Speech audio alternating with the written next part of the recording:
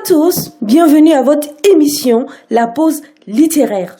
Une émission qui est diffusée chaque jeudi sur la radio La Voix des Sans-Voix. Aujourd'hui, nous allons parler de Misa, une poétesse capverdienne vivant en Côte d'Ivoire. Biographie de l'auteur. Misa Maria Isabel Alves est poétesse, artiste, plasticienne, métaphysicienne et thérapeute holistique.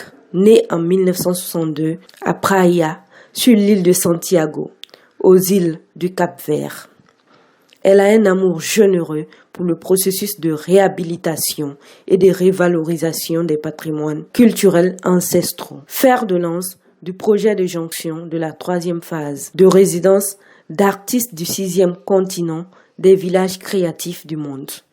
La rêveuse de l'amour. Misa est aussi ambassadrice mondiale pour la paix et la culture. L'amour, élément fondateur du divin pour associer l'homme à son dessein et sa vision, est l'épicentre de la vie équilibrée. Sans l'amour, rien n'est perceptible et l'amour, comme une liane, récompose l'harmonie humaine. Absolu don de soi et transcendance ultime de la bonté faite chair, il submerge, trempe l'être dans sa triple composition, âme, esprit et corps, pour mettre en évidence la transformation du corps et du cœur à travers les énergies et la quête intérieure. Alors, dans sa recherche de liberté, de paix et de bonheur, l'amour incarne et la béatitude s'approprie de l'amour pour puiser et asseoir l'équilibre de la nature, l'environnement et la société. C'est pourquoi l'auteur peut exalter, échanger et chanter l'amour pour le confier à l'humanité. Moi, l'amour, je suis grande et je voudrais te dire que je sais m'écouter. Et c'est comme ça que je ne saurais te parler de mon amour. Alors, oublie-moi et parle-moi de toi et laisse-moi à mon amour d'aujourd'hui et de demain, pour la paix de mon âme. Misa. Eh bien, si vous venez de nous prendre en marche, sachez que vous êtes sur la radio libre Fakoli, la voix des sans-voix. C'est parti pour la musique.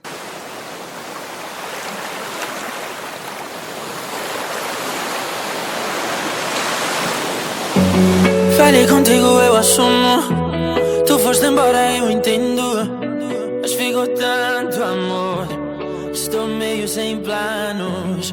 Preciso ouvir que me queres, sentir que ainda me queres, que não foi desta que acabou. Todos falam de ti, de como fui bobo, te perdi por tão pouco.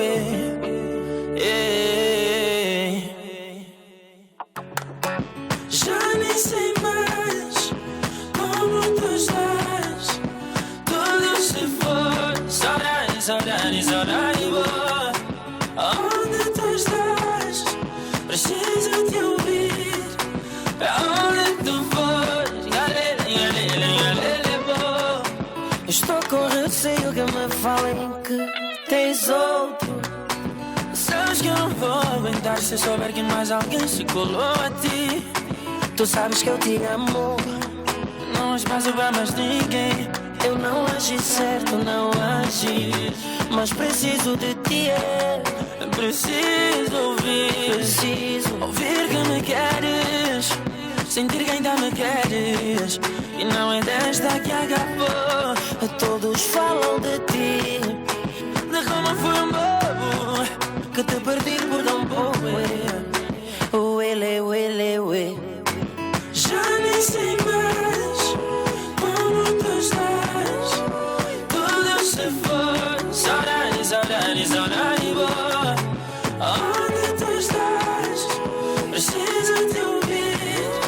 Onde tu fores? Galele, boa. Filho fêmea, xingava de voz. Farão como a comporiu já. De retour dans notre studio, nous allons vous diffuser l'entretien que nous avons accordé à notre poétesse. Bonjour.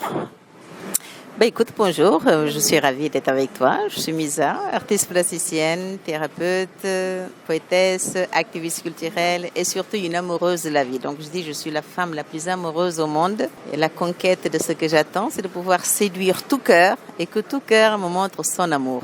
Et aujourd'hui, je suis ravie de te recevoir. Tu vas répondre à quelques-unes de mes questions concernant toi-même et concernant ton livre. On y va? Dites-nous en quelques mots qui est Misa. Misa, avec les années, parce que le livre a été écrit quand même il y a 25 ans en arrière en Suisse et depuis je suis partie au Cap-Vert, au Brésil, j'ai fait le tour du monde. Donc c'est maintenant seulement qu'il a pu être publié. Misa, c'est une femme amoureuse, c'est une femme qui fait beaucoup de choses, qui a reçu aussi beaucoup de dons. Je les donne. Donc quand je donne, ça crée beaucoup de belles histoires. Et par rapport à ce qui a été écrit avec Misa il y a 25 ans en arrière, c'est tout simplement la découverte du cœur et de cet état intérieur. Et j'ai voulu les mettre comme un instrument de musique pour pouvoir découvrir l'être de l'univers, l'être de perception, l'être d'essence qui cherche son essence pour rencontrer l'amour et semer l'amour. D'accord, vous êtes africaine et vous êtes en Afrique, ça fait des années. On veut savoir que représente l'Afrique à vos yeux. Oui, je suis un être de l'univers, tout en ayant choisi d'être africaine, en effet, et en étant née au Cap-Vert, d'un pays de mixicité, je suis venue à comprendre qu'il y avait beaucoup d'inégalités et en colon colonisé. Donc je suis une activiste pour avoir compris que l'Afrique avait une très très grande beauté et que cette beauté, elle était aussi féminine et que de cette féminité, nous devons nous donner la main avec toutes les femmes de l'univers. Voilà pourquoi aussi j'ai entamé beaucoup d'actions en ce qui concerne les villages créatifs et c'est ce qui m'amène aussi ici pour pouvoir faire la même chose. Donc ma vie, elle est très cosmogonique et très grande. Donc l'être de l'univers, c'est l'être qui s'unifie et être africaine, c'est tout simplement être quelqu'un qui a été envoyé partout dans le monde pour polariser le monde de son amour, de sa connaissance et de ce qui est aussi la rencontre. Donc ce métissage de la connaissance m'amène à être un être qui s'émancipe avec tout le monde. Donc ne gardons pas, je dis, le corps, car derrière le corps, qui est l'image, il y a le mage. Donc procurons la lumière, l'amour et la beauté de l'être pour être avec toutes les étoiles de l'univers. Et pourquoi ton livre n'évoque que des thèmes d'amour? Mais nous sortons de ce qui est un créateur qui s'appelle Amour et Lumière. Moi, depuis toute petite, j'ai toujours été introduite à ce monde de beauté, de lumière. Et malgré que je dis tout me fait souffrir, la souffrance du monde est ma souffrance. Je souffre tout me fait souffrir. Voilà pourquoi aussi mon engagement de ce qu'il montrait à tout être humain que nous venons avec une mission. Nous venons dans un corps, suivant que l'endroit où nous avons été mis, nous sommes prédestinés. Donc, je suis vraiment quelqu'un qui aime beaucoup être en quête de tous les mystères. Et pour cela, on les trouve dans toutes les Bibles sacrées, malgré que je dis mon cœur, c'est le cœur de Jésus, mais c'est Jésus aussi, il embrasse la totalité de l'univers. Donc, je voudrais que chaque personne qui puisse lire ce livre avec beaucoup d'amour puisse comprendre que l'amour est une enquête avec soi-même et que en étant avec soi-même, en faisant le jeûne, en étant dans le don de soi-même pour être sensible à tout ce qui se passe autour de nous, il faudrait pouvoir écrire son histoire tous les jours un tout petit peu, car chacun est un livre qui se délivre. Et en cela, comprendre que l'amour, c'est plus grand que l'univers. Donc, nous devons nous y adonner plutôt que d'être appâté par la convoitise et qui ne mènera pas à un bonheur parfait. Mais la perfection, c'est nous qui devons justement émaner de cet amour dans ce que l'on voit, dans ce que l'on respire, dans ce que l'on dit, dans ce que l'on écoute et transformer, si ce n'est pas de l'amour qu'on entend, et être fidèle à l'amour de soi-même. Là, je dis, l'amour, moi, de ce qui est dans la vie, je suis infidèle à tout, mais à moi, je suis fidèle. Donc, on ne peut pas être infidèle à quoi que ce soit quand on est fidèle à soi-même. Et ton roman, le titre, c'est « Oublie-moi l'amour ». Pourquoi ce titre ? Mais j'utilise beaucoup le langage de la contradiction pour pouvoir justement amener le cerveau à tourner de l'autre côté parce que je trouve que nous vivons à l'envers. L'être humain vit à l'envers. Au lieu de s'occuper à trouver son cœur, à trouver ses sentiments, à se détacher, à faire un travail sur lui-même pour pouvoir être un être qui ne consomme pas de ce qui est de l'extérieur, il ne fait que convoiter ce qui est de l'extérieur. Il souffre beaucoup et il fait souffrir beaucoup de monde. Et donc nous devons vraiment comprendre qu'en étant dans ce qui est chaque personne, dans le respect de lui-même, qui se met en quête pour donner de l'amour et semer des heureux, alors il ne peut pas être autre chose qu'un être qui s'unit à tout le monde. Et oublie-moi l'amour, c'est tout simplement pour dire à l'autre, laisse-moi me faire mon chemin. Parce que si je grandis avec ta perception et que je suis toi et que toi tu es moi je suis qui? Donc c'est plein de questions aussi dans le livre, mais c'est plein aussi de charme parce qu'en ce moment, dans le monde de la vitesse, nous charmons plus alors que le charme est tellement important. Et moi, quelqu'un qui est grandi avec beaucoup de tendresse, beaucoup de charme, beaucoup de prudence, beaucoup de ce qui est le respect. Et je suis quelqu'un qui, ma bouche, c'est mes yeux. Donc parler pour moi, c'est un contexte qui se met en texte par rapport à l'autre. Je suis toujours dans ce qui est cette quête d'une personne qui se met en quête. Donc c'est une contradiction pour amener l'autre à se poser des questions. La couverture de votre livre, là je vois un masque. Et quel représente ce masque et quels sont ses symboles? Moi je suis artiste plasticienne et que mon monde est très aérien dans la peinture, très méditatif et contemplatif. Je suis quelqu'un qui suis venu là sur le continent il y a 3 ans. J'ai fait 2 ans et demi au Sénégal et là ça fait 1 an que je suis en Côte d'Ivoire. Et donc ce masque, c'est le masque de l'initiation du peuple Bassari au Sénégal. Et c'est un très très beau peuple avec beaucoup de finesse. Et donc j'ai trouvé que c'était magnifique de pouvoir rendre éloge. Tout comme aussi mon parchemin ici m'amène aussi à faire un travail Ndukakro. On va mettre les 62 ethnies en hommage à ce qui est la beauté de chaque ethnie, puisqu'ici vous avez beaucoup de royauté, car je trouve que la royauté, c'est ce qui amène l'être à se chercher pour trouver la vraie couronne, la couronne d'un esprit qui rayonne comme les étoiles. Et nous sommes cette lumière à nous. Donc de partir de la connaissance ancestrale de chaque peuple pour ennoblir l'Afrique, c'est déjà un miroir que je mets dans mon livre pour dire que j'aime tous les peuples de l'Afrique et tous les peuples du monde.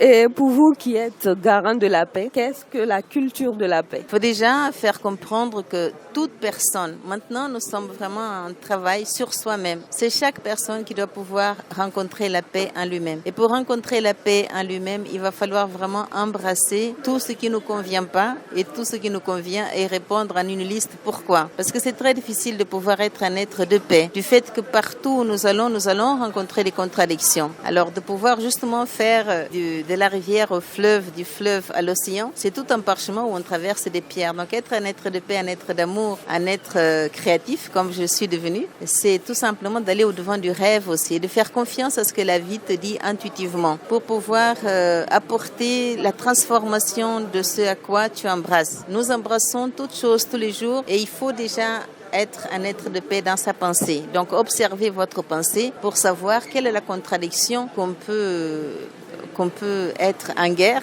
pour toujours pouvoir amener la paix dans le cœur, la paix dans l'esprit, la paix dans tout ce dont nous touchons. Il faut le faire tout. Il faut faire tout avec amour et il faut prendre tout avec amour et il faut tout laisser avec amour. C'est ça un être de paix. D'accord. Et pourquoi avoir choisi Baiser pour le poème de la page 34? Oui, mais bon, le corps, il est composé de tout le verbe, n'est-ce pas?